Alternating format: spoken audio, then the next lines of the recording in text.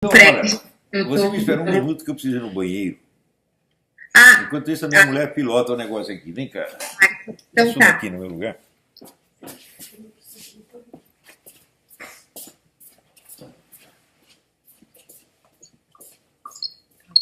Oi, tudo bom? Tudo Se bem? Como cair, você tá? eu tô bem, graças a Deus. Obrigada pela ajuda. Eu acho que um repórter que trabalha comigo até te escreveu um e-mail com umas perguntas. Não sei se você chegou a ver, mas só para dizer que caso ele tenha mandado, é a mesma coisa. A No mesma sentido coisa. Como que ele chama? Eduardo Guirotto, eu acho. Eduardo Guilherme, tá.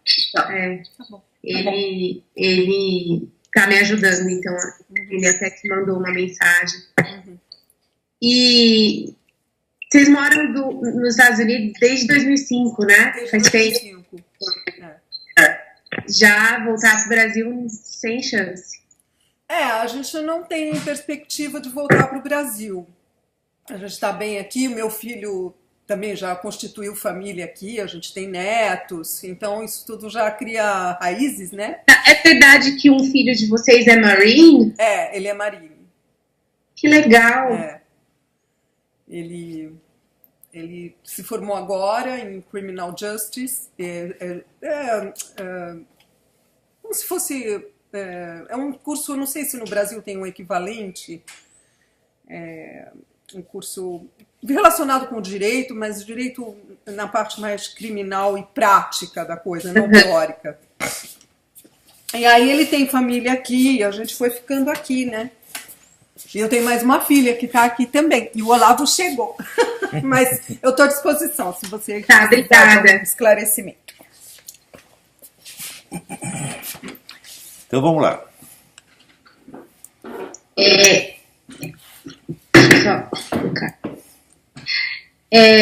Então, nessa época, pelo que eu entendi, foi a partir do livro do Imbecil que o senhor passou a escrever ensaios. Para a mídia, sim, sim, sim. Então, existe uma vida jornalística pré-imbecil e pós-imbecil. Claro, tá certo, tá certo. Pós-imbecil o senhor passou a ser um ensaísta. Antes eu fazia só o trabalho miúdo de redação. Reportagem, copydesk, essa coisa toda. Né? Eu só passei a dar a minha opinião, minha ilustre opinião, depois dos 40 e tantos anos. Até lá eu poupei a humanidade. Eu poupei a humanidade de conhecer as minhas opiniões juvenis, que seriam imbecis como quaisquer outras. Mas antes, o senhor tinha era uma coisa que o senhor almejava, assim, fazer essa parte de opinião quando o senhor trabalhava em jornal? Não, não atraía? Não. Olha, o que eu queria era o seguinte, eu queria conhecer as coisas, eu tinha muita vontade de conhecer, eu gostava de estudar as coisas. O que eu ia fazer com aquilo eu não tinha a menor ideia. Entendi. Quer dizer, eu não tinha uma perspectiva profissional na coisa, né? Apenas uma perspectiva, vamos dizer, cognitiva. Eu queria ser uma pessoa assim, que conhecesse, que tivesse um domínio intelectual das coisas, isso eu queria. Mas o que eu ia fazer exteriormente com isso, eu nem cheguei a pensar. Entendi. E aí, sua vida mudou depois desse livro, né? Nossa, mudou muito. E aí mudou em projeção e mudou financeiramente também? Porque seus cursos começaram a atrair mais gente? Sim, com certeza, isso aconteceu. Mas o que me mudou mais para mim foi quando nós mudamos para o Rio e eu fui conhecer os grandes intelectuais brasileiros, estavam todos no Rio. Porque a visão que eu tinha disso em São Paulo era assim, absolutamente catastrófica, era um deserto. Aquilo ali era um depósito de lixo. Mas no Rio ainda estavam vivos os representantes da grande época da literatura e do pensamento no Brasil. Não é isso? Que, claro que havia outros espalhados, por exemplo, no Nordeste ainda tinha, em Pernambuco tinha muita gente boa, né? Tinha o Ângelo Monteiro, tinha o César Leal, tinha o Ariano Suassuna, né? Ainda tinha, sempre tinha um movimento literário no Nordeste. Havia também tipos, Alberto da Cunha Mello, né?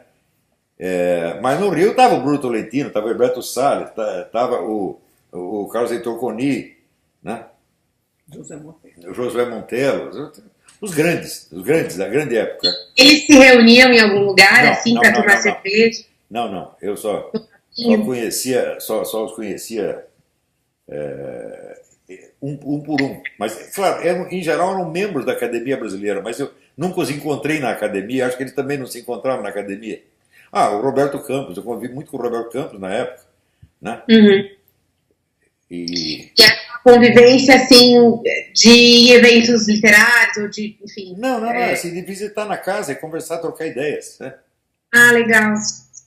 Tinha algum tipo de, sei lá, dia que todos se reuniam na casa de alguém? Não, isso nunca. Era mais individual. Não, de vez em quando a gente encontrava, por exemplo, às vezes o Paulo Mercadante, outra figura importantíssima na minha vida foi o Paulo Mercadante, né?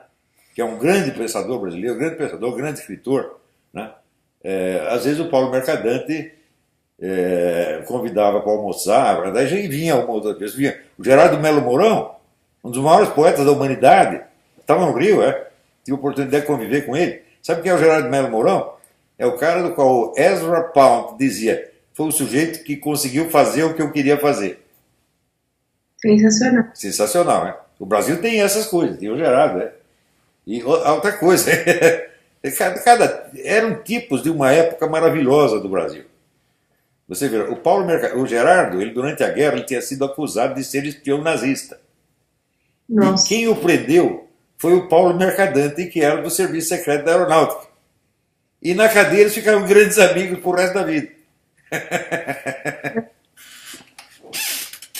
Tem dessas coisas. E no fim não era espião, coisa nenhuma, então conversa boa. Agora, e aí você ficou no Rio até quando? Até ir para os Estados Unidos? Não, eu mudei para o Paraná. Não, a gente foi para o Que ano que... não, foi do Rio que nós fomos para a Romênia, daí... 99. Primeiro em 99 fui para a Romênia, fiquei um tempo lá. Romênia? Depois, quando voltei, fui para lá a convite do nosso... E texto seu, sim, falando da Romênia, eu vi. Né, eu vi. a convite do nosso embaixador lá, que era o ex-ministro da Cultura, Jerônimo Moscardo.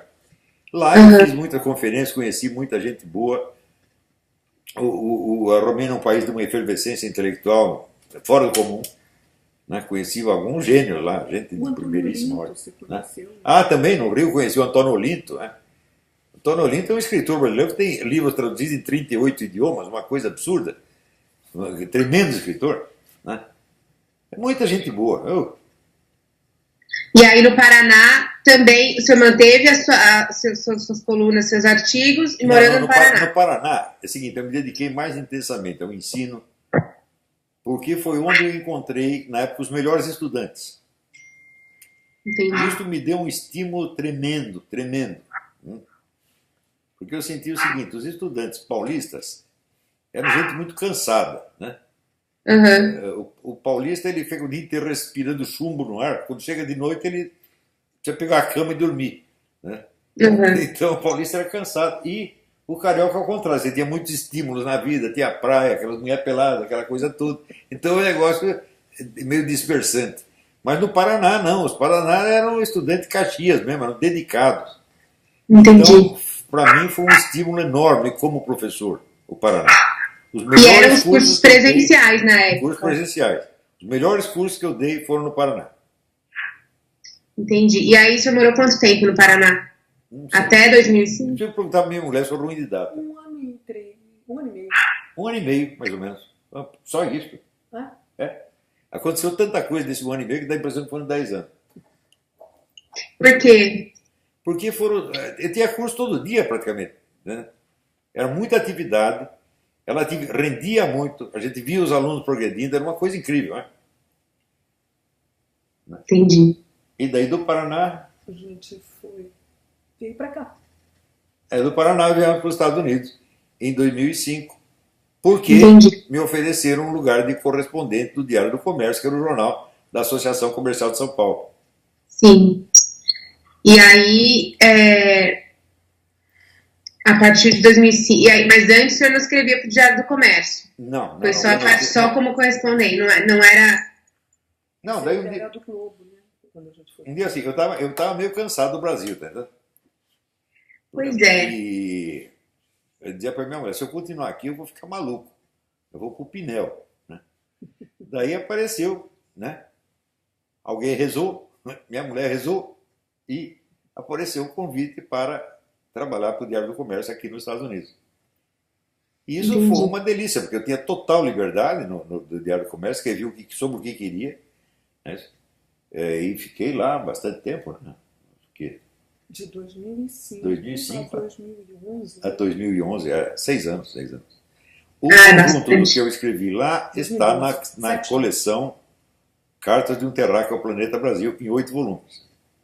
E tem também no seu site os textos do Diário do Comércio, que alguns. Eu não sei se todos os textos estão lá, mas tem bastante. Tem bastante, né?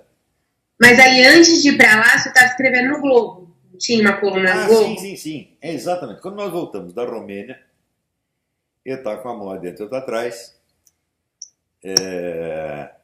E daí me aparece o Paulo Mercadante. E ele tramou lá com o Rogério Marinho, irmão do Roberto Marinho, de me dar uma coluna no Globo.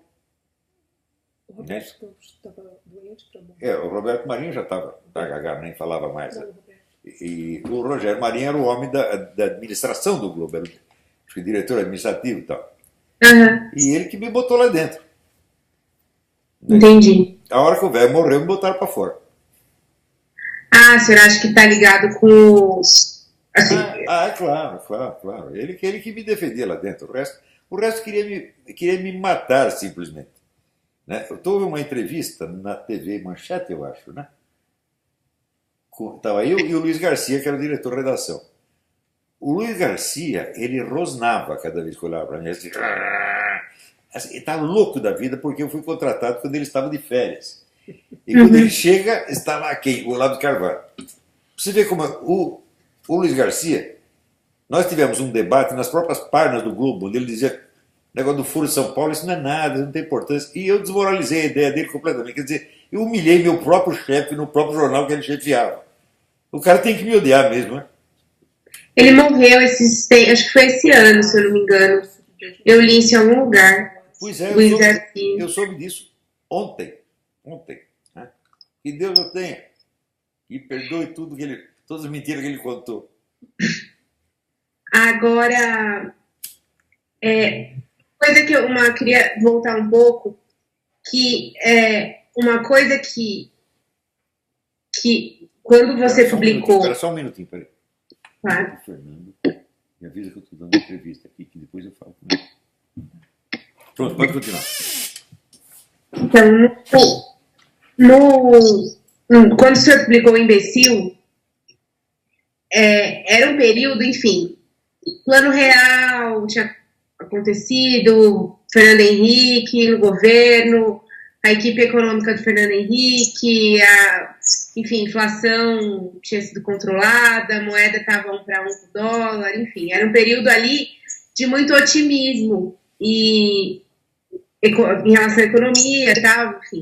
Era um pouco essa sensação geral, né? Falando de uma forma generalizando o sentimento naquele momento. E aí, um pouquinho entrando nessa questão das ideias, que eu acho que queria entender um pouco melhor, o senhor já via naquela época se formando um movimento que veio resultar mais para frente na chegada do PT, enfim, muitas coisas que aconteceram, o que acabou fazendo com que muitas pessoas o chamassem de visionário, né? Pelo menos é o que eu, enfim, consegui concluir do que eu li. Assim, nesse período de bonança, não vou dizer que era um período de bonança, mas assim, de uma boa expectativa em relação ao Brasil, que foi quando o senhor publicou o Imbecil, qual foi o clique para falar isso aí vai dar merda lá na frente? Olha, qual foi não se pode diagnosticar o estado de um país só pela sua economia. Porque a economia é apenas a situação presente. A situação econômica de um país pode mudar em 24 horas. Então, se quebra lá meia dúzia de banco, em 24 horas muda a situação econômica. Se vem um investimento externo grande, também em 24 horas muda para melhor. Então, a economia é a coisa mais volátil que existe. Ela não é um fator de longo prazo. Por isso mesmo que todas as escolas sociológicas que acreditam, né, que a infraestrutura econômica determina a superestrutura ideológica, estão completamente doidas. O próprio marxismo acabou. Você vê, quando chega no Antônio Gramsci já inverteu tudo. Ele já dizia que a superestrutura é que determina, a superestrutura ideológica é que determina a parte de baixo econômica. Então, você tem que ver o estado da cultura, sobretudo. Porque tudo que os homens fazem, eles pensaram antes. Ninguém faz uma coisa para pensar depois. Tudo que foi feito foi pensado.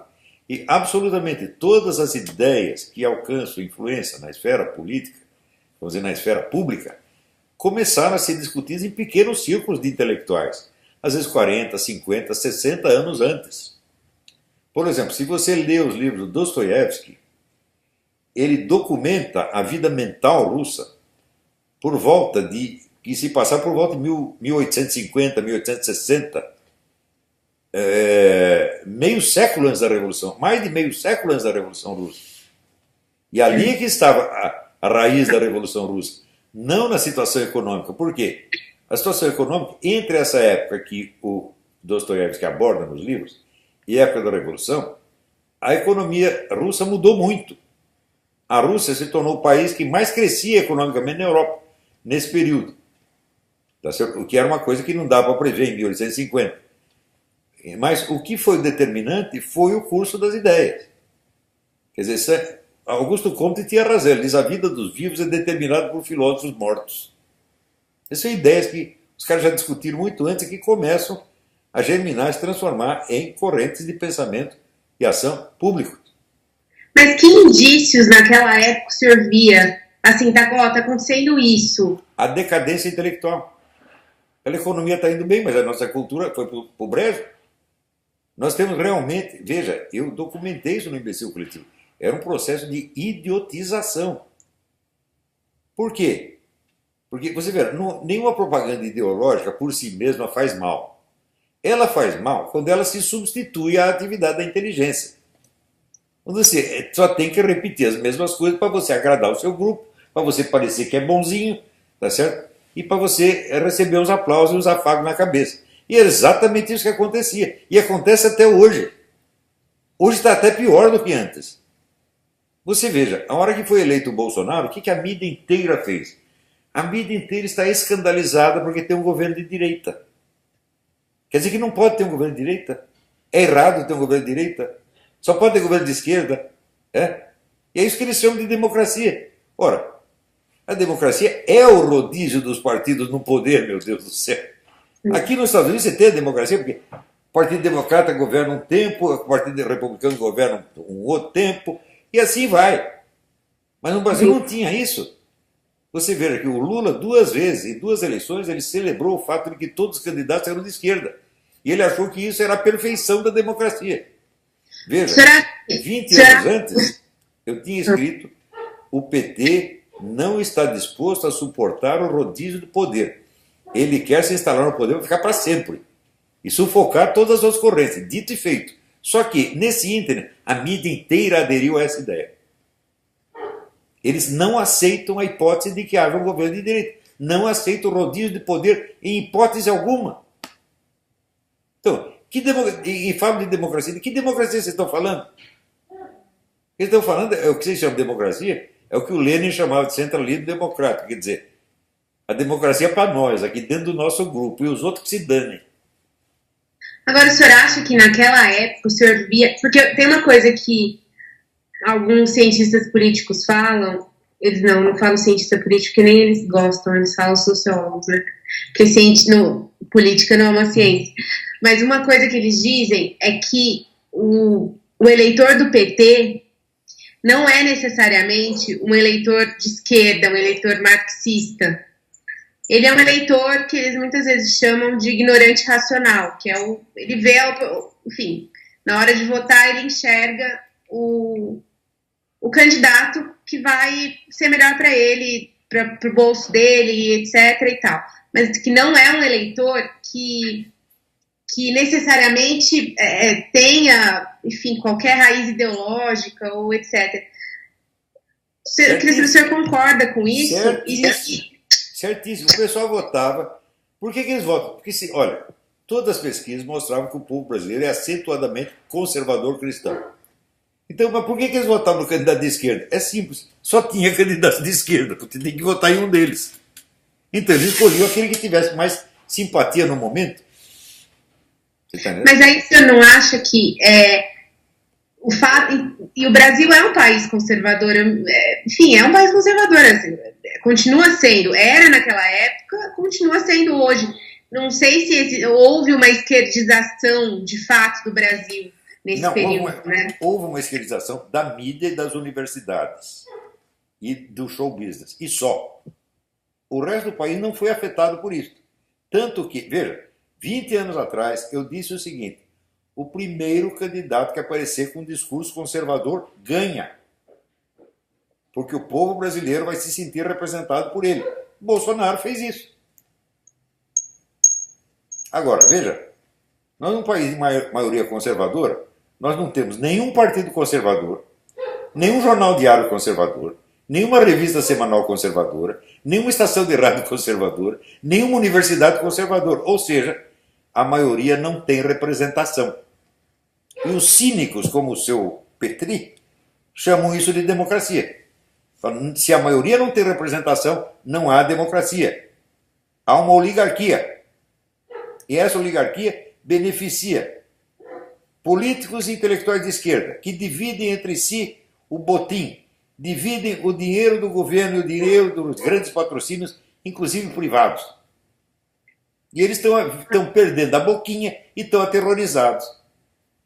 E já anunciam, veja, anunciam todos os crimes que eles imaginam que o Bolsonaro vai cometer. Eles o acusam de crimes futuros. São loucos, mentirosos.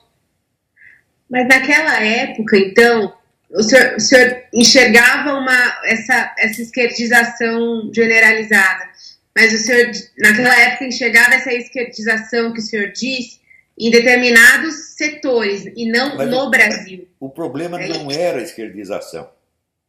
O problema era a exclusão das alternativas.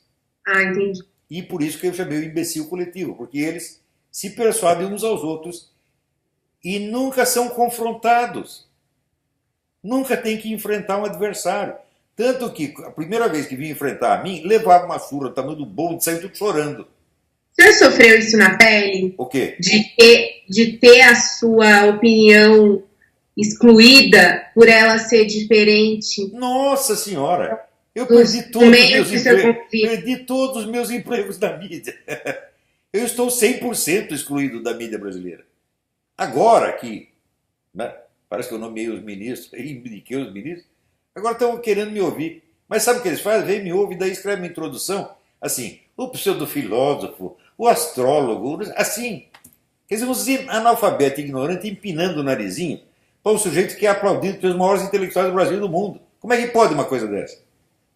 Mas o senhor chegou a perder de fato emprego. Você falou do Globo, mas nos outros lugares também, o senhor acha que pelo fato de pensar diferente da redação? 0 Hora. Eu perdi o emprego na 0 Hora por causa de um artigo que eu escrevi dando ciência de uma ONG que haviam fundado lá em Porto Alegre. Eles fundaram a ONG, pegaram o dinheiro do governo, deram dinheiro para a filha do Lula comprar um apartamento e fecharam a ONG. Eu contei essa história, no dia seguinte eu estava na rua. O Globo, assim, também, os caras quiseram me colocar para fora do Globo desde o primeiro dia. Na época também foi a mesma coisa, tá certo? Tinha discussão lá com o Paulo Moreira Leite, que chamava de Paulo Moleira, né? Esse também, na hora que ele assumiu a direção da revista, ele queria me pôr para fora desde o primeiro dia. Então, e assim, ia boicotando, cortando pedaço, sacaneando, de pouquinho. Né? Até que acabaram todos os empregos na mídia para mim. Mas isso foi pós o imbecil, não foi antes do imbecil? Não, pós-imbecil, claro. Antes do imbecil isso não acontecia? Não, porque antes eu não escrevia coisa que tivesse relevância nem cultural, nem política. Eu era apenas um repórter, como qualquer repórter freelance ou copydesk freelance. Eu não dava a minha opinião. Como eu disse, eu poupei a humanidade de conhecer as minhas opiniões juvenis. Entendi. E aí surgiu o convite para os Estados Unidos, você foi para os Estados Unidos e teve essa... Foi a ida para os Estados Unidos que fez o senhor ter essa ideia do curso online, ou o senhor já dava curso online do Brasil? Não, eu fazia umas conferências online, mas a ideia de um curso sistemático foi do meu atual assessor, o Silvio Grimaldo. Né? Ele disse, por que você não faz um curso sistemático, permanente? Eu falei, bom, faz anos que eu quero fazer isso, vou aproveitar e fazer agora. E também o fato de eu ter perdido meu emprego no Globo. Porque eu cheguei aqui e eu esperava viver da minha coluna no Diário do Comércio e da minha coluna no Globo. Uhum. Só que daí os caras viram que eu estava fora do país e decidiram me cortar do Globo. Entendi. E eu falei, ótimo, já que me cortaram do Globo, então agora eu vou dar o curso que eu queria dar. E o curso, no qual eu esperava ter 100 alunos, fez um sucesso desgraçado, arrumei 5.000 alunos. Daí também aconteceu o seguinte, que ao tentar regularizar a minha situação aqui nos Estados Unidos, o governo me deu esse visto que eles chamam o Genius Visa, que é o visto para pessoas que têm realizações excepcionais nas letras, nas artes, no esporte, na ciência, etc. E eles avaliaram meu trabalho, né? Pediram a documentação de toda a minha vida de trabalho, tudo, julgaram e me deram esse visto. Quer dizer, esse é o maior reconhecimento que um escritor brasileiro já recebeu desde que o Brasil existe. E daí veio os coitadinhos da mídia, os menininhos de ginásio aí, empinar o nariz, pseudo-filósofo, não sei o quê. Que coisa mais mesquinha, idiota, imbecil, ridícula. O pessoal que faz isso, eles só desmoralizam a si mesmos.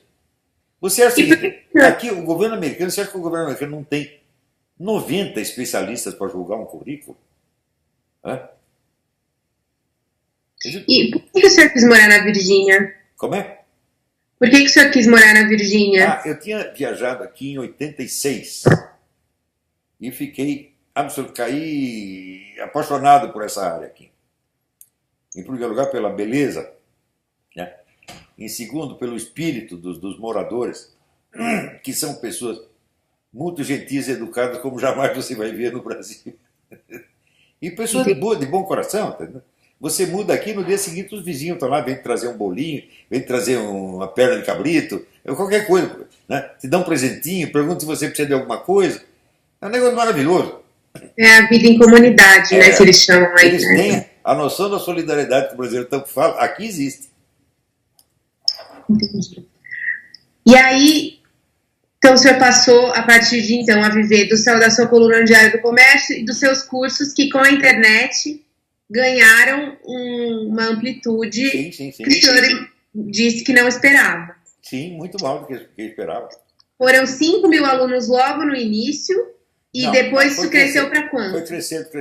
Eu acho que hoje ainda está nos 5.000. Eu não contei, mas deve estar ainda mais ou menos a mesma coisa. Mas aí é 5.000 ao mesmo tempo? Eu não estou entendendo. 5.000 ao mesmo tempo. Agora acontece o seguinte. As aulas são transmitidas ao vivo, mas ao vivo não dá para entrar 5.000 pessoas online. Então a maioria pega a gravação da aula durante a semana. Entendi. E online naquele momento tem assim, 700, 800. Se passar disso, cai a conexão. Então a maioria assiste, pega na gravação. Entendi. E o senhor já contabilizou do início dos seus cursos, pode ser dos cursos online, até hoje, o total de alunos que o senhor já teve? Eu acho 20.000. Oi? Eu acho que uns 20.000. 20? 20 os que mil. Entraram, ficaram, os que saíram, uns 20.000 pessoas. Né? Então foi uma influência enorme. E a maior satisfação é você ver os alunos dizendo: isto aqui abriu os meus olhos, eu antes não entendia nada. Né? E o senhor já tentou fazer um recorte assim de perfil, assim? Então, assim, os meus alunos são, em geral, pessoas de grandes cidades, não dá. certa faixa de renda. Ali tem tudo que você pode imaginar. Tem tudo. Tem desde idade, tem desde os 15 anos até 90. Tá certo? Faixa social tem desde milionário até mendigo. E cara que se inscreve e começa a me pedir dinheiro. Professor, eu tô na merda, me ajuda. Tem isso. Caramba. Tem tudo que você. É um mostrói do Brasil. Tem todas as regiões do Brasil. Tem brasileiros que vivem no exterior. Tem estrangeiro também que assiste, que entende português. E tem alguma história de aluno assim que mais chamou sua atenção, assim, de um aluno, seja pela trajetória, como assim, alguém Sim, que tenha, não, sei lá, vendido a moto para eu pagar seu curso, uma coisa desse tipo. tive muitos alunos notáveis. Né? Eu falei, eu estou revelando alguns gênios ao mundo. Né? Eu não posso dar o nome deles agora, porque senão o outro vai ficar com ciúme. Mas olha, ali no meu curso tem pelo menos 20 gênios. Isso eu asseguro para você. Que o Brasil ainda vai conhecer. Alguns o Brasil já conhece. O Felipe Morosi é um gênio do jornalismo, sem dúvida. O Felipe Martins é um gênio da ciência política. Isso o pessoal já conhece. Mas tem outros que ainda estão escondidinhos. Tem gênios da lógica, análise lógica e matemática. Tem gênios da literatura. Nossa Senhora, é uma riqueza muito grande. E já teve, assim, aluno que ficou obcecado, assim, e falou, não, vou lá visitar o senhor na Virgínia, pegou um avião e foi até aí para conhecer. Tem um monte. Toda hora vem um aqui. Mas teve algum mais doido, assim, de falar, tipo, no sentido, assim, de querer invadir sua privacidade, não, sabe? Mulher que chegou sentando no meu colo, não tem.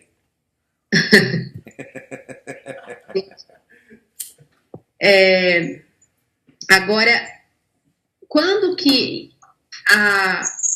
aí o Eduardo Bolsonaro foi seu aluno? Sim.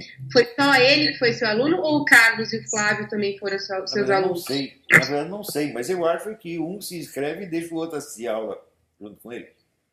Porque a gente tem uma apuração que diz que o Bolsonaro, Jair, quando sugeriu ao filho dele que se candidatasse a deputado, ao Eduardo, deu um livro seu para ele. Apesar de o Bolsonaro não ser um ex-aluno seu ou seu leitor, ele deu um livro para o Eduardo. Melhor coisa que um pai pode fazer para o seu filho, dar um exemplar do mínimo para ele.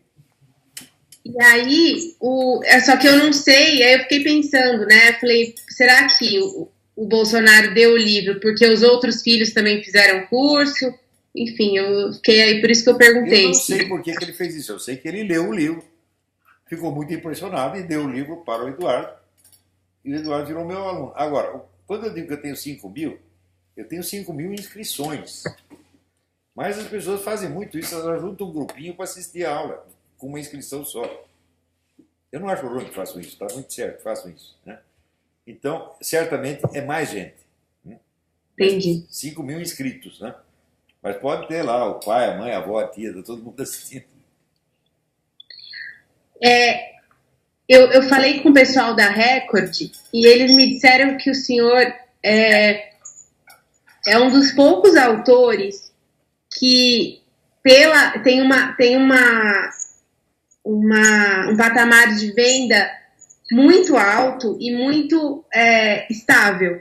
Então, assim, que há muito tempo vende um patamar alto e sem oscilação, assim, sempre mantém, né? Inclusive hoje em dia.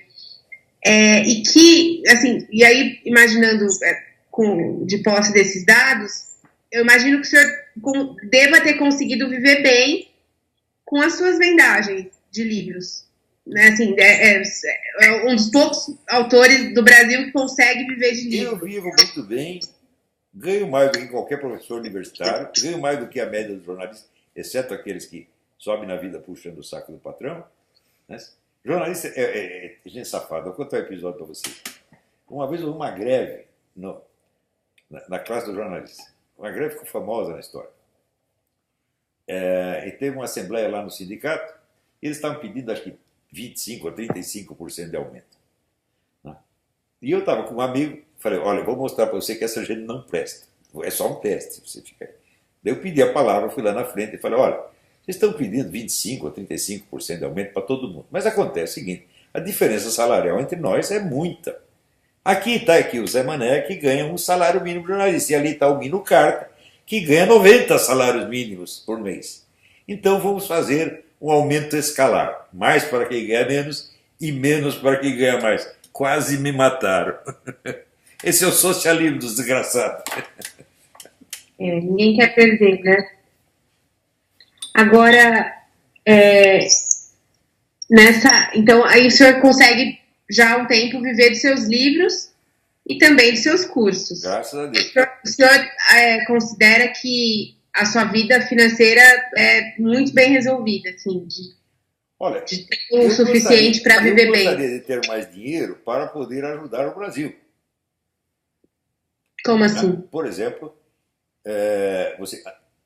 grandes projetos educacionais, se eu tivesse dinheiro eu faria. Por exemplo, um sistema de intercâmbio, trazer alunos para cá, montar um curso mais permanente com os professores contratados aqui e no Brasil. Eu adoraria fazer isso, mas isso custa muito dinheiro e eu não tenho. Eu tenho dinheiro para sustentar a mim, a minha família, minha mulher, meus filhos, meus netinhos. E pronto, acabou. Meu cachorro. Né? Isso eu tenho. Não falta nada, graças a Deus. Tá certo? Mas para um projeto desse tamanho eu não tenho. Eu gostaria de ter isso. Só que é o seguinte, no Brasil você pedir patrocínio, o patrocinador já vem com as ideias dele. Tem que ser assim, assado, assado. Daí eu já vou ter que mandar ele enfiar o patrocínio naquele lugar, como aliás já aconteceu outras vezes. Né? E daí não dá. Né? O senhor já teve uma situação em que o patrocinador quis... O cara veio oferecer patrocínio. Isso acontece toda hora. O sujeito veio oferecer patrocínio, mas eu tenho que entrar no movimento tal, tenho que fazer assim. Ah, não. O senhor pode citar algum exemplo? Tem uma mulher aqui querendo me cooptar para um movimento monarquista. Eu digo, olha, eu até de coração posso até ser monarquista, mas eu não vou participar de porra nenhuma. Eu tenho que manter a minha total independência. Está entendendo? Eu não pertenço ao partido do Bolsonaro, não são empresas que querem patrocinar, são movimentos. Pessoas e por trás deles acreditam que existem empresas. Né? Entendi.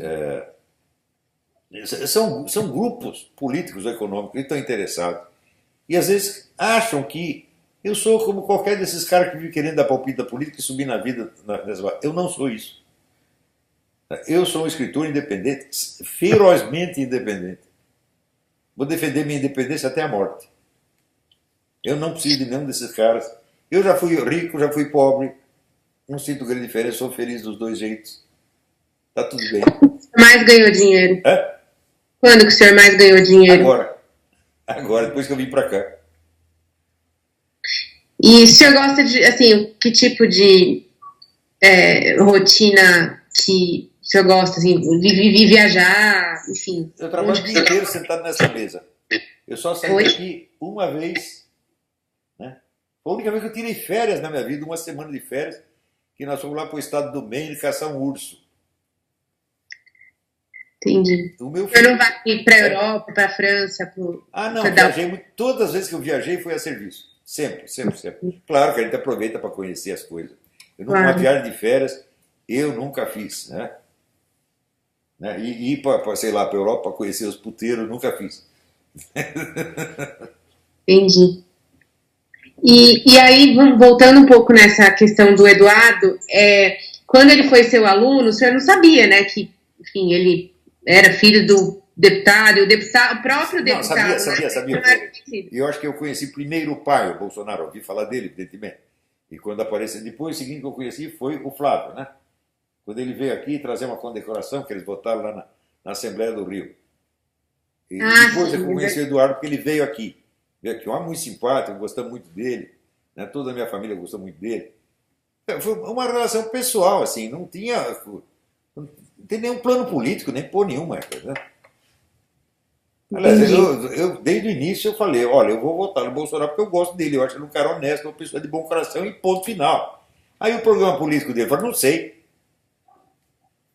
Entendi. Agora, quando o senhor ouviu falar dele, era pelos seus alunos que estavam interessados? Não. Eu vi na TV Câmara, vi muitos pronunciamentos dele na TV Câmara, achava aquilo muito engraçado, porque ele é um sujeito muito sincero, ele fala as coisas que vem na cabeça na hora. De vez em quando sai com um treco inconveniente, mas, em geral, as coisas que ele fala fazem muito sentido e são verdadeiras, né? Entendi. Agora, a gente tem que levar em conta isso. O jornalista hoje ele não sabe distinguir o que é uma piada do que é uma declaração formal. Não sabe mesmo. Né? Hoje mesmo eu dei uma entrevista com a mulher do Globo, né? E ela disse, o senhor está dando muita sugestão de ministros, todas são aceitas. Daí eu brincando, eu falei, olha, eu sou um cara irresistível, daqui 5 minutos você vai se apaixonar por mim. Né? Brincadeira. Ela põe isso na manchete da matéria, porra. Ah, O que é? Isso é um amadorismo grosseiro e pueril, digno de criança de 8 anos. eu não vi, vou até procurar a matéria que eu não vi.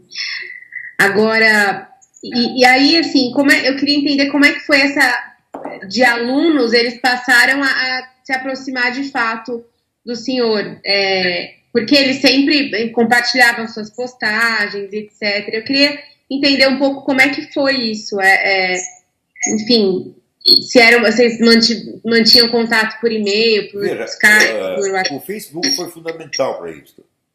Eu sempre usei o Facebook como uma espécie de diário. Uhum. Inclusive tem aqui uma amiga minha, a Estela Caime, ela está coletando os meus posts do Facebook e montando um diário meu, que já são 3 volumes de 1000 páginas cada um, dos maiores diários da história da humanidade. Né? Eu estou concorrendo aqui com a Henri Frederic Amiel, o autor suíço, tem aquele dicionário em 12 volumes. Eu falei, daqui a pouco eu ganhei do Amiel. Né? Então, vamos coletar tudo e publicar com o diário, pelo menos publicação póstuma, depois de eu morrer, os caras publicam.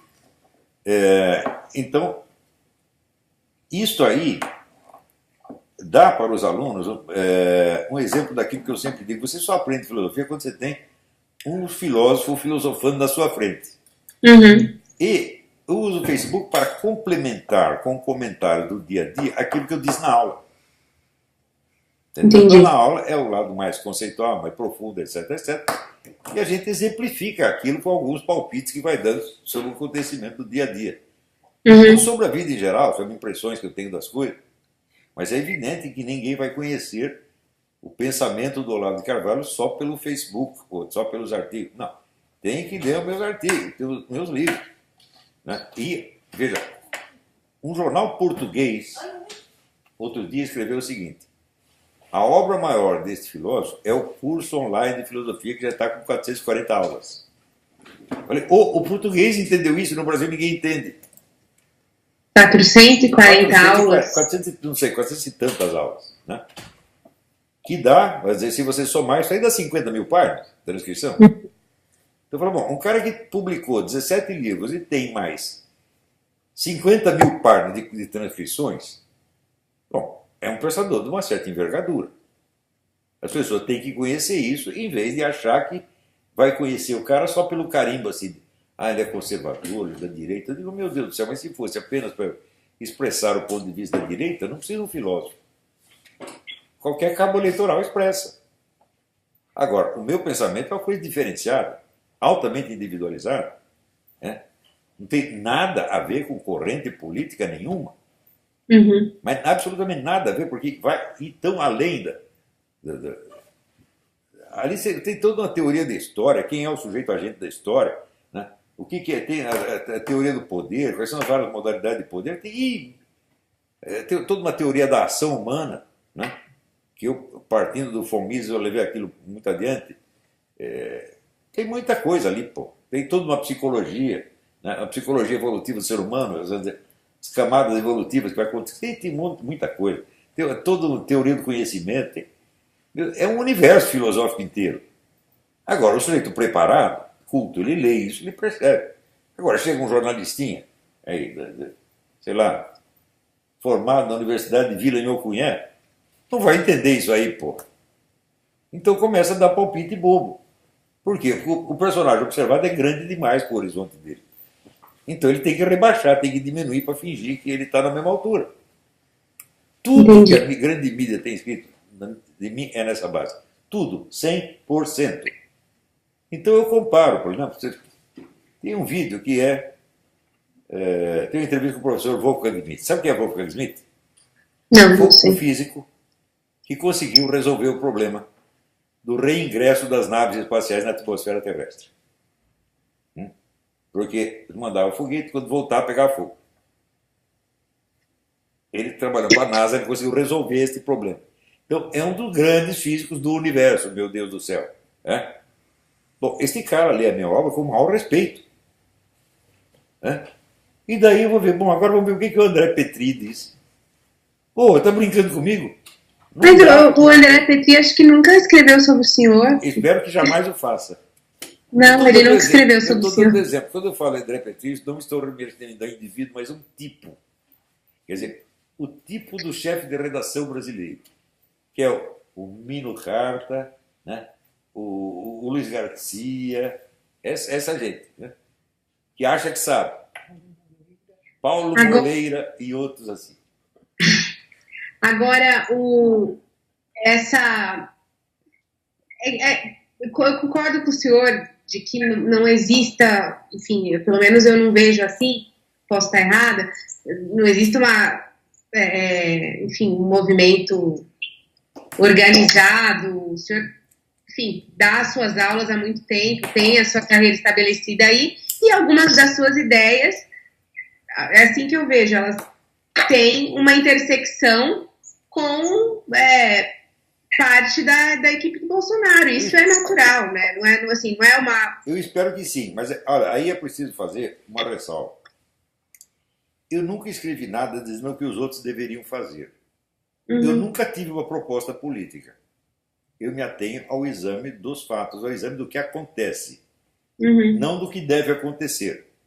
Ora, uma ideologia é essencialmente um modelo do que se deve fazer. É um modelo de sociedade, é uma exortação, é um discurso, como é que se diz, de persuasão das pessoas. Eu nunca fiz isso. Eu só analiso o que acontece. Então, o mundo do dever ser, para mim, é completamente inócuo. Eu não ligo para isso. Eu me interesso pelo ser, pelo que é. Então, quando os caras querem fazer de conta que eu tenho uma proposta política, eles estão mentindo. Eles estão falando de uma coisa que eles não conhecem. Me mostre lá um artigo onde eu proponho um modelo de sociedade. Uma vez eu escrevi um negócio chamado Fórmula da minha composição ideológica. Né? E a composição ideológica se constituía de coisas tão contraditórias entre si que no fim não saía fórmula nenhuma. Porque eu estou tentando reconhecer, vamos dizer, a parcela de razão. Que eu me guiei muito por uma frase que eu li do Gottfried von Leibniz, o maior sábio do Ocidente, grande matemático. Ele dizia, eu concordo com tudo quanto eu leio. E eu tinha a mesma impressão. Falei, eu estou lendo aqui para descobrir uma verdade. Se tiver um pingo de verdade aqui, eu vou ter que reconhecer.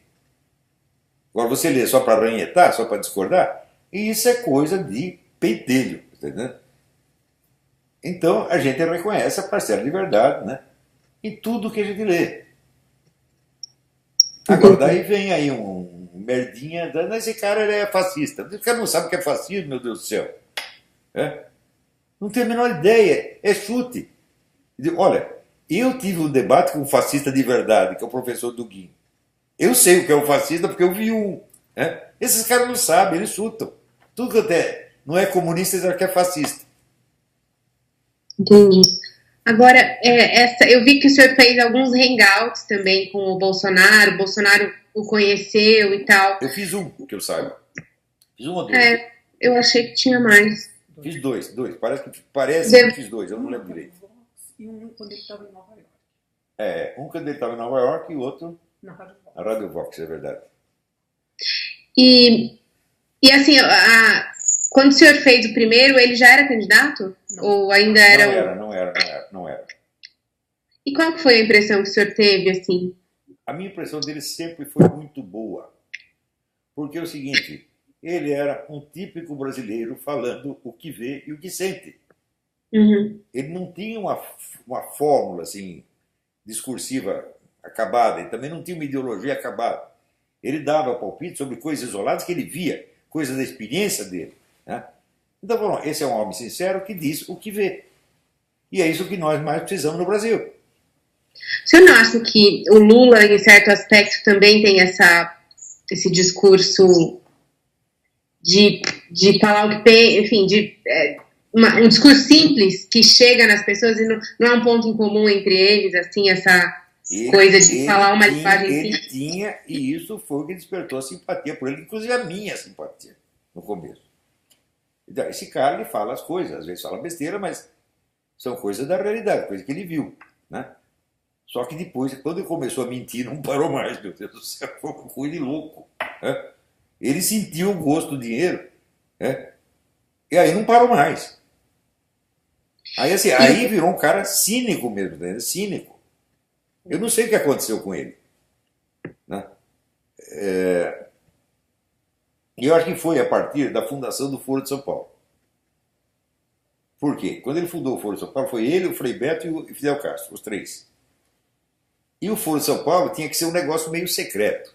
Ele mesmo diz, nós tínhamos que conversar de maneira que as pessoas não soubessem do que ele estava falando.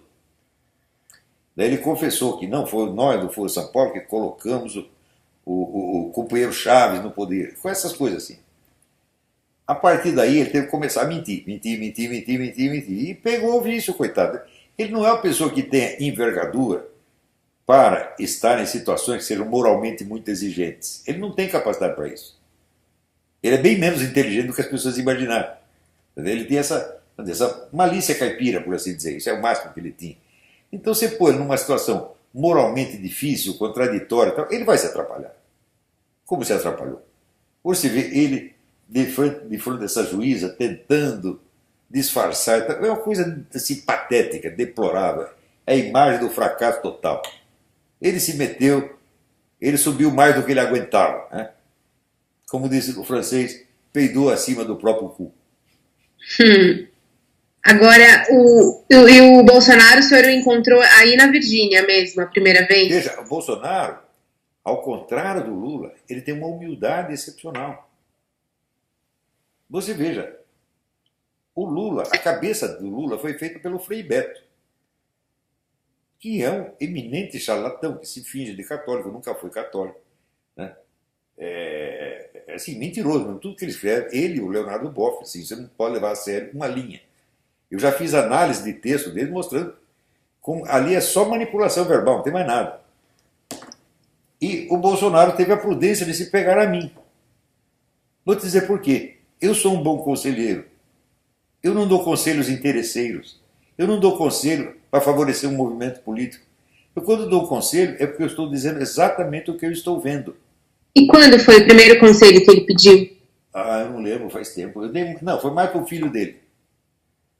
O Eduardo. Quando ele esteve aqui, né, pediu vários conselhos sobre... Eu fui aconselhando, fazendo análise política para ele ver. Veja, outro cara que eu deplorei foi o Ciro Gomes. Você sabe quem lançou, a primeira vez fez um lançamento de candidatura do Ciro Gomes? Fui eu. Foi na Bienal do Livro de que ano foi, Rorro? 98? Acho que 98, uma coisa assim. 97, Nós tínhamos uma banca da editora nossa, editora da Faculdade da Cidade, junto com a Top Books, e estávamos lançando alguns livros, entre os quais o livro que era o lançamento da candidatura dele, escrito por ele junto com o Roberto Mangabeira Unger. Uhum. E o Ciro se pegou o Roberto Mangabeira Unger para ser o seu conselheiro político. O que deu a candidatura, a carreira do Ciro Gomes? Foi pro buraco, né? Ele podia ter pedido, se tivesse pedido conselho para mim, ele seria presidente da República. Porque eu sou sincero e não sou louco. Mas o Mangabeira pode ser sincero, mas que ele é biruta Você já o encontrou aí nos Estados Unidos? Quem? O Mangabeira mora aí também, né? Não, nunca estive com ele. Nunca estive com ele. Mas olha, quando eu li o livro dele, Conhecimento e Política, eu fiquei muito impressionado. Porque ele é incapaz de distinguir o que é uma doutrina liberal e o que é um sistema econômico real. Ele não consegue. Ele trata uma coisa como se fosse a outra. Eu digo, olha, não existe nenhum sistema econômico que encarne uma doutrina especial. Não existe isso. Uhum. Eu digo, esta confusão é a confusão do ideal com o real. Isso é sintoma de que, ó, não bate bem. Pode ser um gênio, mas não bate bem. Entendi. É isso? E aí, o Eduardo começou a pedir conselhos para o senhor, mas naquela época em que ele estava começando na política, e não agora, perto da eleição, ou foi agora? Sim. Às vezes pedia para analisar uma coisa ou outra, eu analisava isso. Menos conselhos do que análises, tá entendendo? Entendi. Então, por exemplo, agora estão pedindo meu parecer sobre o negócio da escola sem partido, eu estou analisando o melhor jeito que eu posso. A escola sem partido, ele está baseado, vamos dizer, num intuito que me parece muito bom, muito nobre, mas está com a estratégia completamente errada. Porque você não pode vencer uma guerra cultural com um projeto de lei. A guerra cultural tem que ser vencida no campo cultural. Para isso, você tem que formar intelectuais, coisa que eu estou fazendo, eles não. Então, você levantar a discussão numa audiência pública no legislativo já é um absurdo. A discussão tinha que ser na esfera cultural, tem que ser através de livros, de artigos de jornal, de cursos e conferências, ou seja, ser uma guerra cultural entre intelectuais. Se fizesse isso, já teria um ganho de tempo. Por quê? Porque essa intelectualidade comunista é tudo um bando de ignorante. Você vê, hoje o Cristóvão Buarque, oh meu Deus do céu, deu uma entrevista dizendo: os soviéticos e nazistas tentaram uma escola sem partido e deu errado. Eu digo, o quê? Isso quer dizer que nas escolas soviéticas o ensino não tinha partido? Não era a doutrina do Partido Comunista que era impingida a todos? E na Alemanha nazista não era a doutrina do Partido Nazista que era impedida? Que caralho de escola sem partido esse homem está falando? Isso é um ignorante. Né? Aliás, é um coitado, sempre de dó desse cara. Né? Agora aparece dando entrevista, o educador, ele não é educador, foi ministro da Educação, um dos piores de todos os tempos. Todos os ministros da Educação que nós tivemos, desde o ano 2000 até agora, para mim, deviam estar tudo na cadeia, porque o que eles fizeram com a educação brasileira, não há palavrões suficientes para descrever. Agora, existe algum conselho, alguma análise que o senhor tenha feito e que se tornou fato, que eles implementaram de fato, seja na época da campanha, seja pós? Não, eu não sei, mas eu espero que agora, por exemplo, as análises que eu tenho feito sobre a escola sem partido, eu espero que orientem alguém no governo para saber o que eles vão fazer com a escola sem partido. Eu acho que assim, eles não podem retirar o apoio à escola sem partido porque os intuitos, as intenções são boas. Mas eu acho que eles têm que modificar a estratégia desse negócio. Modificar seriamente. Né? Se eu não conseguir convencer os próprios líderes da escola sem partido, pelo menos que eu convença os políticos, os governantes, ministros, né? E modificar no sentido benéfico, vai ser bom para todos. Agora, o que poderia ser feito de uma forma... De cara, desistir do projeto de lei.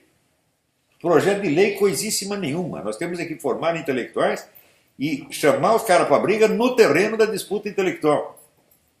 E desmoralizar um por um. Olha, eu já agora, o ministro da Educação é realmente uma pessoa da sua rede de contatos? Foi uma indicação sua? Veja, o Ricardo Vélez Rodrigues sempre pertenceu ao movimento liberal. Liberal ou neoliberal, como queiram chamar, sempre pertenceu. Junto com o Donald Stewart Jr., que foi o fundador do Instituto Liberal. É um brasileiro, apesar do nome, ele é um brasileiro, filho de canadense. É um grande amigo meu, excelente pessoa, fundou o Instituto Liberal. E a primeira vez que eu fui no Instituto Liberal foi para fazer uma conferência com o título "Por que não sou neoliberal?". Então, eu nunca fui, vamos dizer, um liberal de estrita observância. Eu misturava ideias liberais com outras, né? Do meu jeito, fazia a minha própria forma. E o Ricardo Vélez sempre foi, vamos dizer, mais comprometido com a linha liberal propriamente dita. Isso quer dizer o seguinte, que eu não concordo com tudo que ele pensa, né? Mas eu acho que é um cara altamente qualificado, tenho certeza de que ele vai fazer uma administração honesta, de que ele vai colocar sempre os interesses da nação e do Estado brasileiro acima, inclusive das suas próprias ideias. Tenho certeza que ele vai fazer isso. Por quê? Porque é um homem honesto. Eu prefiro um homem honesto com a ideia errada do que o bandido com a ideia certa, tá entendendo? Mas vocês tinham uma relação próxima, assim, de se corresponder? Ou... Não, nós nos encontrávamos apenas. Eu lia muita coisa que ele escrevia, né? Vi a participação dele no Instituto Liberal, e praticamente nós só nos encontrávamos no congresso, ou no Fórum da Liberdade, no Rio Grande do Sul, ou encontros do Instituto Liberal. Nada assim muito íntimo, assim, constante. Isso não teve. Mas eu não tive com ninguém, hein? Eu tenho convivência ainda, eu só tenho com a minha família e meu cachorro, olha lá. E, mas foi, o senhor sugeriu o nome dele, ou não? Sugeri? Sugeriu, né? Sugeri. E aí, como é que é? Porque assim, eles lançaram 2 nomes antes, né? E daí, depois que o Ricardo Olha, houve um zoom de que estavam escolhendo um cidadão. O Mozart, depois Ayrton Senna, a qual está ligada ao movimento globalista e ao Jorge Soros. Eu falei, se entrar um cara desse no governo, então está tudo acabado. Isso vai cair como um castelo de cartas. Mas aí foi o senhor que disse para eles, porque o que saiu na imprensa, e aí o senhor me disse, pode se está errado, é que a bancada evangélica foi em cima. O senhor acha que não foi muito bem isso? Contra a nomeação. O Mozart. Ah, se fizeram isso, fizeram muito bem. Eu não sabia disso, estou sabendo agora. Obrigado aí, turma evangélica. Mas aí o senhor falou pessoalmente com a equipe deles que ele era um nome inadequado, na sua opinião? Não falei nenhuma palavra contra ele, estou falando agora. Ah, entendi. Não disse nada contra o cara, só falei a favor do Ricardo Vélez. Ah, entendi. Você vê, eu não gosto de dar palpite nesses negócios. Eu só falei essa coisa porque o Bolsonaro, 2 vezes em discurso público, sugeriu meu nome para ministro da Educação. Então eu falei, bom, eu vou pular fora, mas eu não quero pular fora se eu indicar alguém. Me parece que seria uma falta de educação até. Não é isso? E por uma coincidência também conheci o Ernesto Araújo, que me pareceu a pessoa adequada para o Ministério da Educação, das Relações Exteriores. É só isso, mas eu não vou ficar dando palpite e sugerindo mais gente, né? Mas nesse caso do Ernesto, o senhor também sugeriu o nome dele? Sugeri porque conheci o Ernesto, ele veio aqui com um amigo meu, cujo nome eu não vou dar, um amigo que sempre vem, que é amigo de longa data, e ele trouxe o Ernesto, o Ernesto estava curioso de me conhecer. Daí, conversamos, eu comecei a ler as coisas dele, vi que é um homem, um intelecto gigante, capaz de analisar as coisas da política exterior num nível filosófico que ninguém na mídia brasileira consegue, e que eles nem entendem o que ele está falando. E falei, bom, é esse o cara. Né? Esse é o cara. Entendi. Mas aí o senhor eles perguntaram para o senhor se o senhor tinha um nome. E o senhor disse, eu tenho. Não, o Ministério da Educação, eu te falei. Eu sugeri, porque o Bolsonaro havia sugerido o meu nome. Mas não acha... Eu falei, eu não quero, mas eu não quero sair sem oferecer uma alternativa. Mas isso no caso da educação e no caso do Ministério de Relações Exteriores? Daí acrescentei o Ernesto aí, porque eu conheci o Ernesto. Ah, entendi. Foi na mesma ocasião. Ah, entendi. E o senhor sugeriu mais algum outro nome? Eu já tinha na cabeça antes, porque quando o Bolsonaro falou, ele disse isso em público. Nós vamos chamar o Olavo de Carvalho para ser nosso ministro da Educação. Quando eu ouvi isso, eu falei, não, eu não quero. Mas já comecei a pensar um substituto imediatamente. E daí me ocorreu, né, o Ricardo Vélez.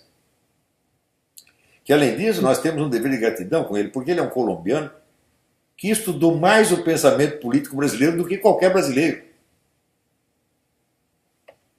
Entendi. Eu realmente não conhecia. Não, ele é um gigante, intelectualmente um gigante. Não é um Zé Mané. Nenhum dos dois é um Zé Mané. Zé Mané sou eu. Que isso, professor. Agora, se o senhor fosse designado para um cargo, como, por exemplo, uma embaixada, o senhor acha que... Não, seria interessante. Assim, de brincadeira, o único cargo que eu aceitaria é o de embaixador. Aceitaria, não quer dizer que eu aceito. E não quer dizer que eu estou me oferecendo para isso. E não quer dizer que eu gostaria de ser embaixador. Eu odiaria ser embaixador. Você imagina, eu entrar embaixador, eu não posso nem fumar o meu cachimbo lá, porra. Hein? Isso é uma pentelhação, uma encheção de saco. Eu não quero nada disso. Imagina um escritor ter que ficar durante não sei quantos anos, tá certo? Despachando diariamente com assuntos administrativos, é enlouquecer um cara. Né? Eu não quero isso. Mas eu disse, eu aceitaria pelo bem do Brasil, porque o Brasil precisa de dinheiro. Né? E eu tenho certeza que eu convenceria o Trump a botar dinheiro no Brasil. Aliás, depois eu vi, nem preciso convencer, porque ele já está convencido. Uhum, entendi. E hoje, assim, ó, como que é a sua interlocução, assim, com o governo? O senhor fala direto, todo dia? Enfim, Nunca. Não falo nunca.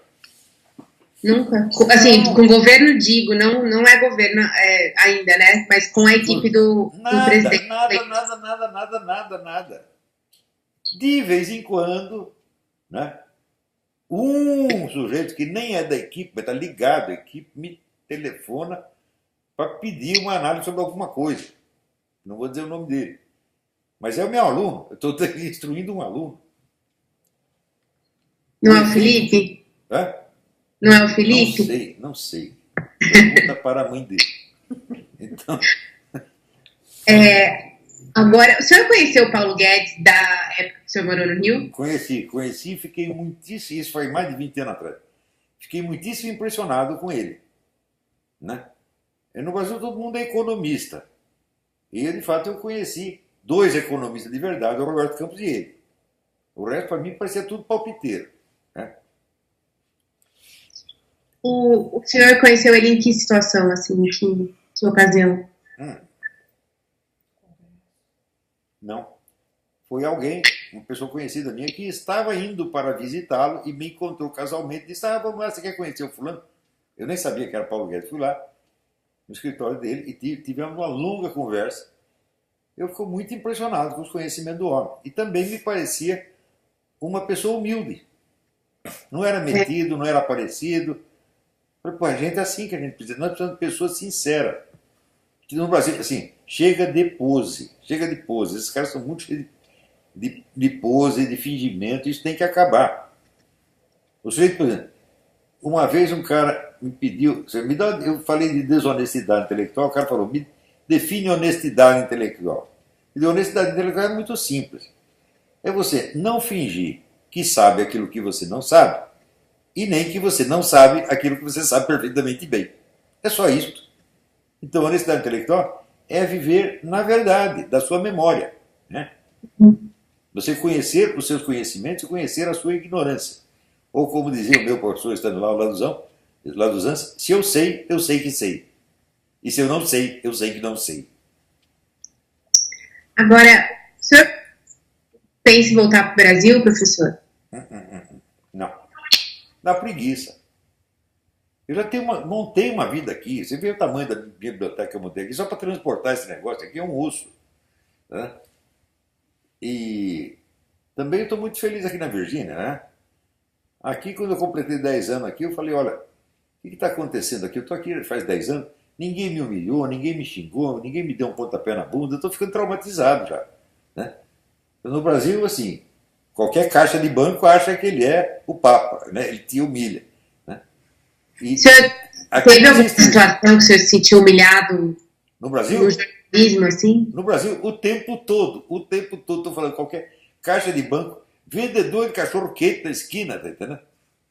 Sargento de polícia, todo mundo aí é gente importante. É um negócio impressionante. Mas o jornalismo teve alguma situação específica que o senhor tenha sido destratado? Nossa Senhora, vou te contar. No começo do jornalismo, os caras me enviaram para ser setorista no Palácio do Governo. No tempo que era governador o Abreu Sodré. Ah, tá. Governo São Paulo. E o Abreu Sodré tinha sido amigo íntimo do meu pai. Eu nem uma vez me prevaleci disso. Nunca entrei no gabinete dele para dizer, governador, eu sou filho do fulano de tal. Nunca fiz isso. E, honestamente, pegar minhas notícias, escrevia para... Daí eu vi que os outros setoristas, que eram pessoas velhas, tinham 3 vezes a minha idade, e já eram conhecidos uns dos outros de velhos carnavais, não gostaram da minha presença ali. Então o que eles faziam? Quando tinha entrevista coletiva, eles contavam uns para os outros, não contavam para mim. Ah, boicote. Isso acontece até hoje. Eu deixei escrever uma mensagem para ele, falei, vocês são todos uns velhos gagá, filha da puta, né? E fui embora dali. Daí ficou aquilo, alguns até se sentiram tocados por aquilo, você escreveu verdade mesmo, tá fraco. Quem mandou? Né? Eu não vou esconder uma sacanagem que estou fazendo comigo mesmo. Né? Então foi, vamos dizer, uma das inúmeras desilusões que eu tive na profissão, mas inúmeras. né? Agora, nessa questão das ideias mesmo, você pensar numa matéria, numa reportagem, não no métier ali, mas uma matéria ser desconstruída por colegas, isso aconteceu, assim? Isso eu estou falando pré-imbecil. Não, porque eu sempre trabalhava dentro da norma que os caras queriam. Ah, entendi. Eu nunca procurei, assim, aparecer muito dentro da profissão. Eu trabalhava sempre de maneira discreta. Logo que eu comecei a aparecer, foi com os ensaios. Falando, não, agora eu estou escrevendo a minha ideia do jeito que eu acho. Mas antes não. Os cursos que o senhor deu naquele período deram para o senhor não só conteúdo, mas também segurança para ir bancar a opinião. Não, segurança, eu vou contar um negócio para você. Segurança eu sempre tive. Eu sempre fui um cara de pau. Eu não sou um sujeito tímido e eu não preciso da aprovação de ninguém. Eu adotei como divisa a frase do Dom Quixote. Eu sei quem sou. Portanto, não adianta você nem me acusar de males que eu não fiz, nem me elogiar por coisas boas que eu não fiz. Eu sei quem eu sou. E sempre foi assim, né? Eu, com 8 anos de idade, eu fazia programa de rádio. Onde? Na Rádio 9 de Julho, em São Paulo. Era a rádio da igreja. E tinha um padre lá que fazia um programa para crianças e eu era o locutor do programa. Mas a cara de pau do baixinho, é. Então, eu não tenho esses problemas, tá entendendo? E nunca preciso da aprovação de ninguém. Eu sou um juiz severo de tudo que eu faço. É isso. Então, eu sei se eu estou fazendo a coisa certa, estou fazendo errado, eu sei disso. Né? Eu sou um católico, eu me confesso, eu conheço meus pecados, conheço meus limites. Tá certo? Não adianta eu querer, eu não boto banca de coisa que eu não sei, tá entendendo? Quando eu não sei, eu digo simplesmente as palavras mágicas, não sei. E o senhor é católico? Sempre foi católico? Sempre, sempre. Desde criança? Teve épocas que eu perdi interesse. Não é isso? Me afastei assim, sem romper, evidentemente. Teve época que me interessei pelo estudo de outras religiões, do budismo, islamismo, judaísmo, essa coisa toda. Cheguei vamos dizer, a aprender muita coisa com o pessoal islâmico, por exemplo. Né? Mas nunca abandonei a igreja, nunca, nem por um único minuto. Mas você verá, você admitir que existe uma verdade fundamental que diverge do ensinamento da igreja, isso é um pecado. Você só pode, quer dizer, se é uma verdade fundamental, ela tem que estar de acordo com o ensinamento da igreja de algum modo, ainda que você não perceba. E eu acho que esse pecado eu cometi durante algum tempo. Portanto, fui ter que me confessar. Eu fiz isso assim. Mas isso não é um problema, né? Porque agora passei a mão na bunda da empregada, esses pecadinhos. Assim. E a sua família era católica? Minha mãe era muito católica. Entendi. O senhor ia em que igreja aqui em São Paulo? Eu fui criado na igreja de Nossa Senhora da Paz, que é ali no Glicério. Depois eu passei a frequentar a igreja de São Miguel, que era ali no bar do Belenzinho, na rua, como é que chama? Rua... Eita, esqueci. Era uma igreja pequenininha, mas que no domingo lotava, o pessoal ficava até o outro lado da rua para ouvir o Padre Miguel, que era um baita orador sacro e exorcista, etc. Né? Quando mandaram o Padre Miguel para o interior e botaram o idiota no lugar dele, eu perdi embalo. Entendi. E o senhor conciliava essa vida de jornalista com a igreja, sem problemas? Não. Que a redação nunca é um lugar muito... Uma parte da minha carreira jornalística eu estava desinteressado da religião, tá entendendo? E estava interessado na religião, mas do ponto de vista só teórico, só de estudo, para ver o que ia fazer depois. Entendi. E essa questão, por exemplo, existe um apoio muito grande da igreja evangélica ao Bolsonaro e a muitas dos pontos de vista dele, né? Enfim, é uma base importante ali para ele. Isso foi, em algum momento, algum problema no sentido da relação que o senhor desenvolveu com os filhos dele, etc.?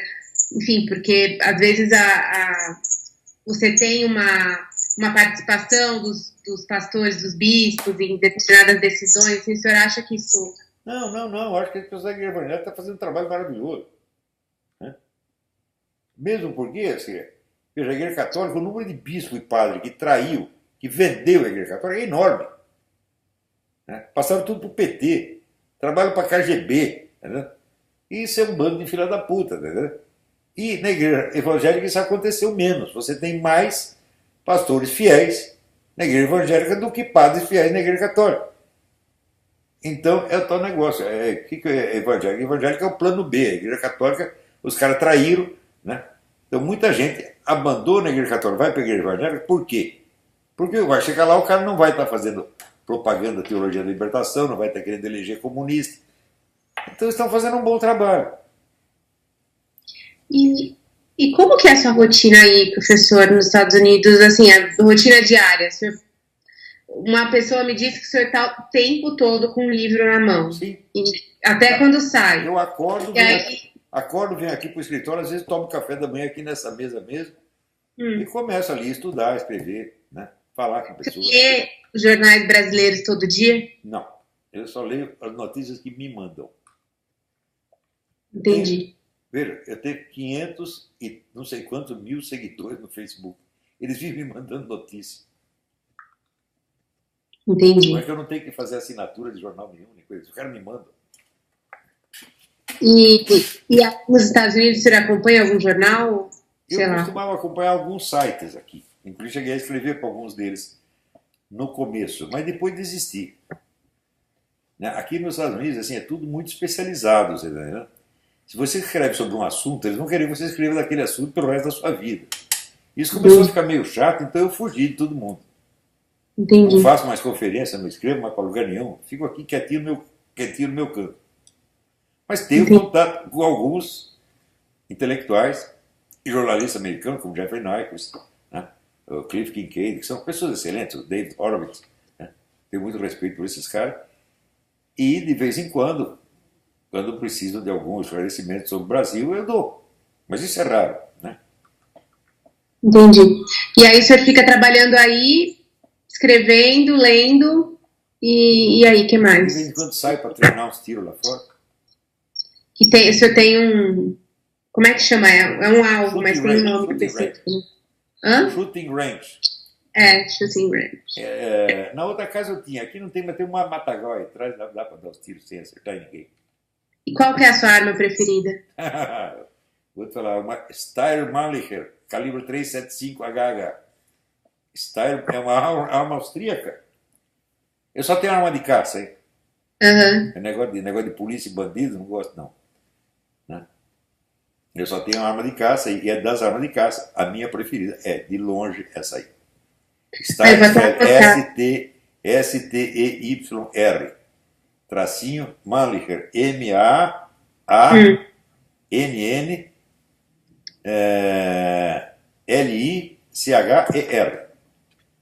Steyr Mannlicher. É uma arma austríaca dos anos 60. Nunca fizeram outra melhor. E o senhor se interessou por armas de caça depois de mudar para isso? Eu quando era moleque, eu ganhei minha primeira espingarda quando eu tinha 8 anos. Meus dois avós eram caçadores, um deles profissional. Aqui em São Paulo? Em São Paulo. E avós maternos ou paternos? Como é? Os dois, avô paterno e materno. Né? Entendi. O pai da minha mãe era caçador de profissão.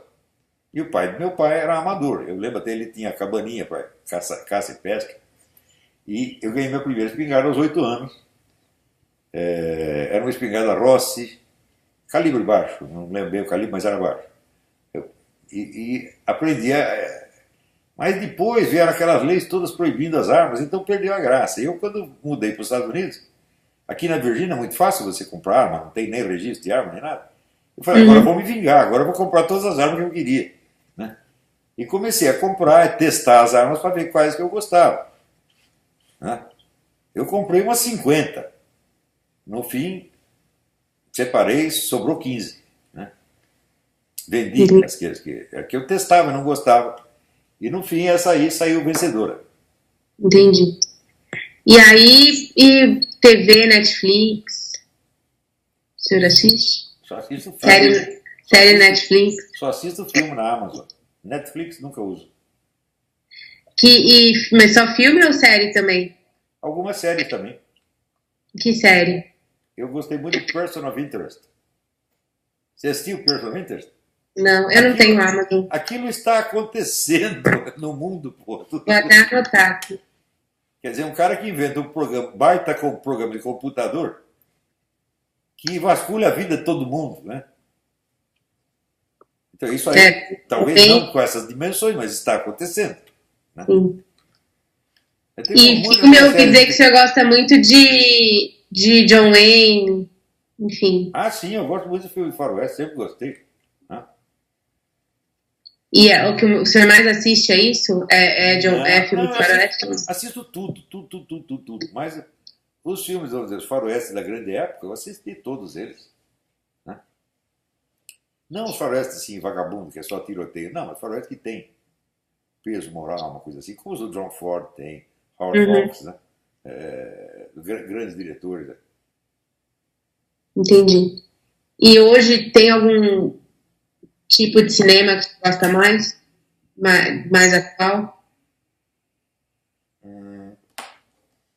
Deixa eu pensar. Olha, a grande época do cinema já foi.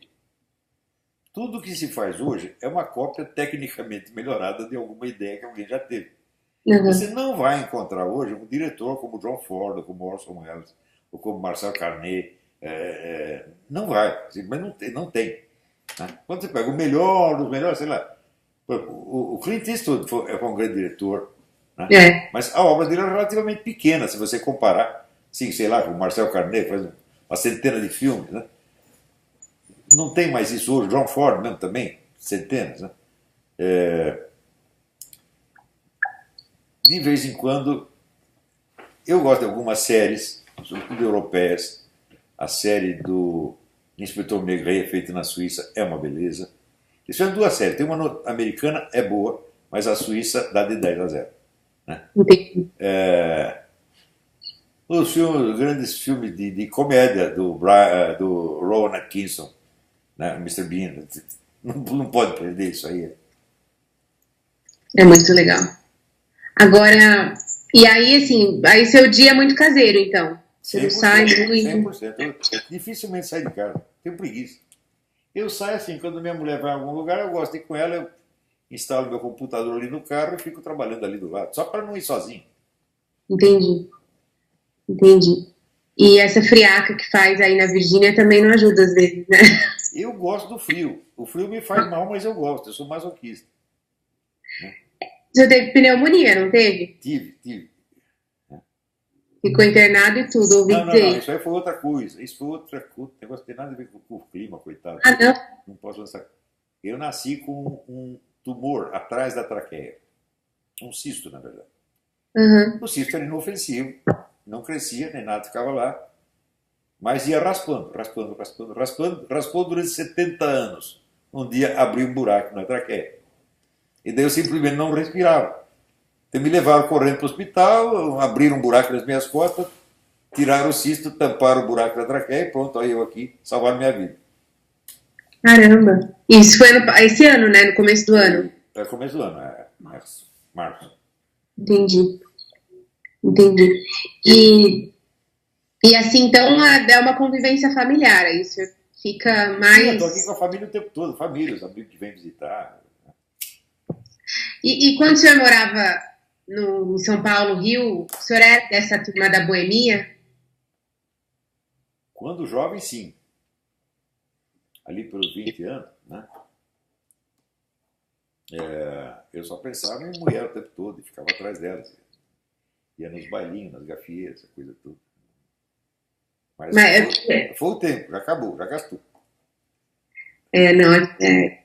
No jornalismo, naquela época, a boemia era muito forte, né? Ficava de bar em bar o tempo todo. Era muito forte. E hoje, assim, o senhor volta para o Brasil estritamente para compromissos profissionais? Não volto. Não volto por nada. Não, mas de viagem, no caso, né? Vai para algum evento X ou Y? Não, nunca fui. Não? Nunca fui no Brasil mais. Nem pro Fórum da Liberdade, nem nada? Não. Se os caras quiserem, eu gravo uma coisa por internet aqui. Por que eu vou sair de casa para fazer isso? Mas por que você não volta? Preguiça. Né? Dá muito trabalho. Mas você viaja para outros lugares, senão o Brasil. Depois que eu estive aqui, eu só fui para a Colômbia. Eu fui para a Colômbia várias vezes. Eu adoro a Colômbia. Né? Adoro. Tenho uma casa de amor com a Colômbia. É? Então eu fui lá, né? Para fazer umas conferências, para ajudar os caras lá a combater as Farc, que no fim se ferraram todas. Né? Mas de onde surgiu essa proximidade com a Colômbia, assim? Foi assim, uma vez me convidaram e eu fui por curiosidade, mas me apaixonei pelo país. Entendi. Então você não viaja de jeito nenhum, para lugar nenhum, assim, não tenho mais interesse assim em viajar. Já viajei bastante na vida. Né? Para a Romênia, para a França. Né? Aqui para o México, para o Peru, para a Colômbia, né? Para a Argentina. E aqui nos Estados Unidos também viajei bastante. Né? Levar os netinhos para Disney. Isso eu não tenho paciência, eles que me desculpem. Não, os netinhos vivem aqui, eles entram aqui, eles fazem o que quiserem, eles podem demolir a casa, eu acho tudo maravilhoso. Mas levá-los para qualquer lugar eu não vou levar, não. Entendi. Agora, uma coisa que eu só queria voltar lá atrás, porque eu fiquei com essa dúvida.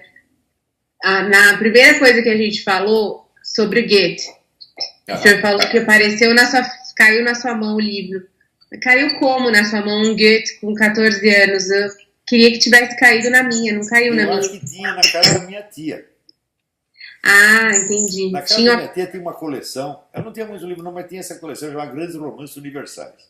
Uhum. E ali eu li os sofrimentos. Eu lembro de ter lido nessa coleção Os Sofrimentos de Werther e Os Noivos do Alessandro Manzoni, que é um dos maiores romances de todas as épocas. Né? E o que mais?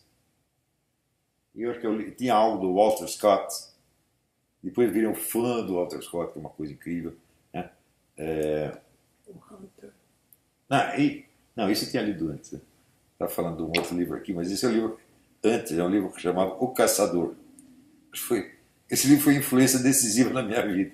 Era um sujeito chamado John Hunter, que escreveu um livro chamado Hunter, e que era profissionalmente um White Hunter. Né? Quer dizer, o White Hunter era um sujeito que era contratado pelos governos da África para matar as feras assassinas quando as tribos não estavam dando conta. Uhum. Aparecia lá um leão que comia 40 pessoas, daí chamavam o caçador branco, que tinha uma arma boa, porque os caras enfrentar o leão na lança não é fácil. Daí ele ia lá e matava o leão. Né? E ele escreveu esse livro de memória, que é um livro absolutamente encantador. Até hoje eu volto a reler com encanto. Legal. Agora, tem uma coisa, professor, que circula na internet e que eu não sei, eu quero perguntar se é verdade ou se é mentira, que em determinado momento o senhor se internou num hospital no Brasil. É verdade. Num hospital psiquiátrico, onde também estava o jornalista Renato Pompeu. É verdade? É verdade. Mas foi o seguinte, eu fumei umas maconhas e fiquei impressionado com o efeito. Né? Porque deu uma coisa muito estranha.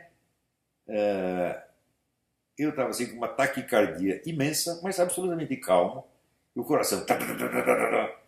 Né? E daí também tinha umas visões, umas coisas meio esquisitas. Eu fui no psiquiatra pedir para me internar. Internei. Pronto. Daí, ficou quanto tempo? Não, no terceiro dia me deram alta. Mas daí é o seguinte, daí eu pedi para ficar ali como paciente atendente. Eu não queria voltar para o jornal, estava muito cansado disso. Jornalismo faz isso com a gente, às vezes eu também quero. Dá para fazer um trabalho humanitário, bom, ajudar as pessoas, os caras estão aí tudo fodidos. Né? Eu fiquei como paciente atendente, eu tinha a chave do hospital e tudo. Agora, ele ficou louco, foi internado. O Renato Pompeu é um cara, ele tinha doença mental séria, esquizofrênico mesmo, ele vivia na base do haloperidol, essa coisa toda. E entre pacientes de hospital psiquiátrico, você tem toda uma cultura, né?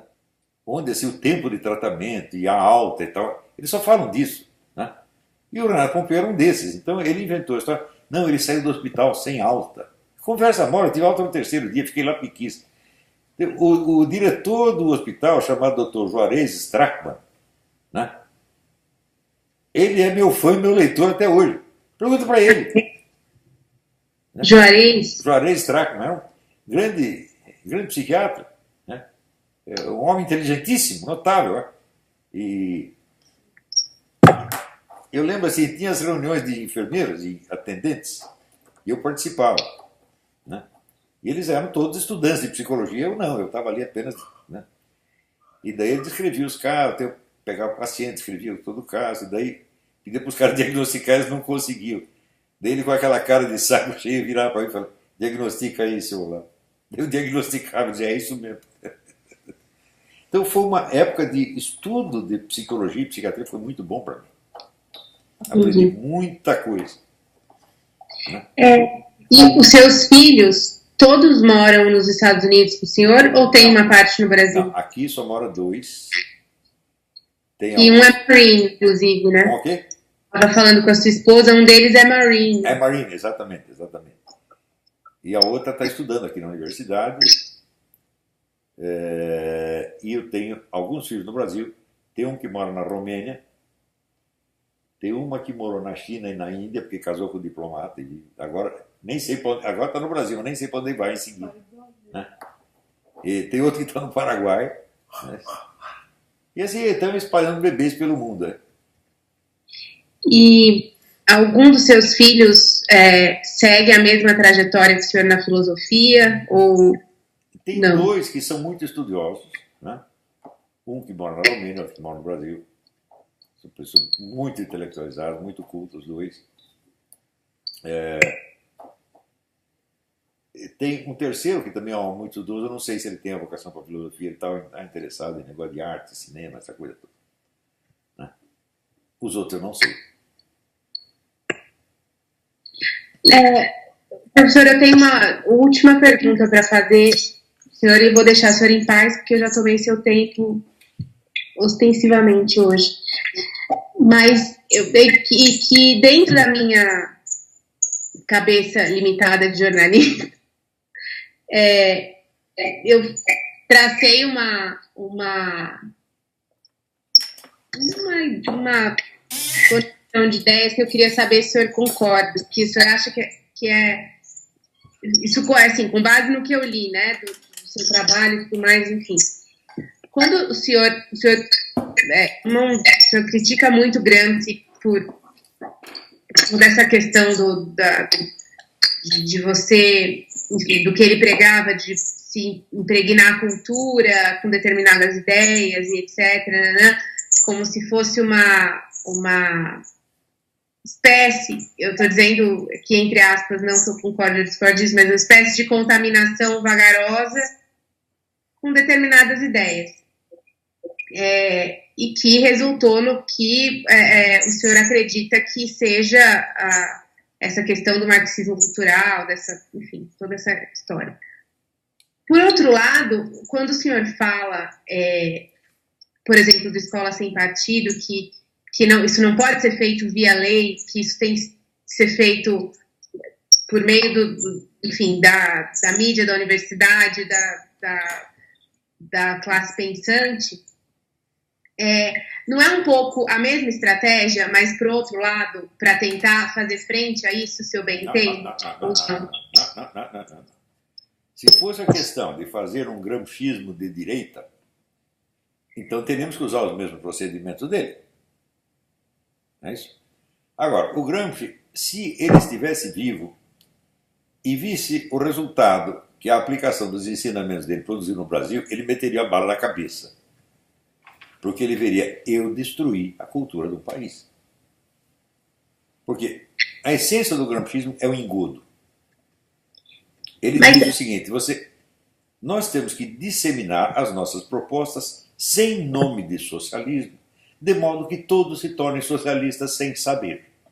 Ou seja, devemos enganar todo mundo. Isso não pode fazer bem a ninguém. Não é isso? E, em segundo lugar, O Gramsci acreditava que existe um fenômeno chamado intelectual orgânico. É intelectual que está a serviço de uma classe social, que pode ser proletário ou burguês. Então, ele acreditava que ele era um intelectual orgânico do proletariado. Mas, se você fosse formar intelectuais orgânicos opostos a esses, você ia ter que usar os mesmos procedimentos. Então, vamos supor que a ideologia da burguesia é o neoliberalismo. Então, nós temos que espalhar ideias neoliberais sem esse nome para que todos virem neoliberais sem saber. Você acha que eu sou capaz de fazer uma coisa dessa? Não, porque não, eu não estou falando do mérito da ideia em si, mas do fato de ser uma ideia em que se espalha que vem de baixo para cima, de certa forma, assim, que se espalha de baixo para cima, não, mas em setores de pessoas que influenciam outras pessoas. Sem entrar no mérito do que ele falava, ou enfim, mas e sim da técnica, né, de você povoar com um novo pensamento, ocupar o espaço do pensamento. É isso que eu quero dizer. Não dá para fazer, porque o Gramsci acredita num treco que se chama intelectual coletivo. Entendi. Não é intelectual individual. Então, é o pensamento do partido. O partido que coordena e manda cada um fazer o que tem de fazer.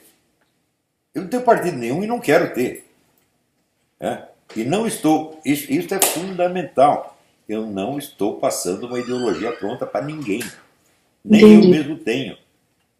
O que eu quero é o seguinte, eu quero criar uma pleiade de gênios que supere infinitamente esse debate, vamos dizer, cristalizado, polarizado e idiota que tem na mídia de hoje.